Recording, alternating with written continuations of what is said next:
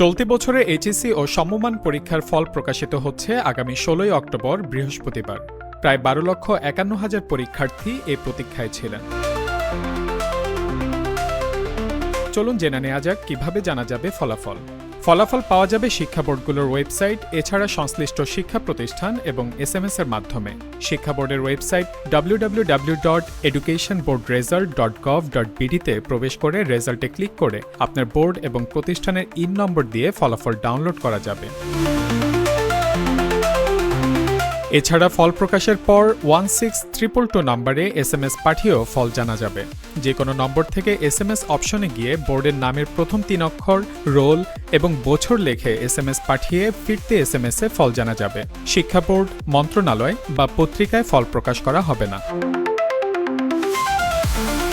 এবছরের গত ২৬শে জুন থেকে ১১টি শিক্ষা বোর্ডের অধীনে এইচএসসি ও সমমান পরীক্ষায় অংশ নেয় মোট ১২,৫১,১১১ জন পরীক্ষার্থী, যার মধ্যে ছাত্র ৬,১৮,০১৫ এবং ছাত্রী ৬,৩৩,০৯৬ জন। পরীক্ষা অনুষ্ঠিত হয়েছে দেশের ২,৭৯৭টি কেন্দ্রে।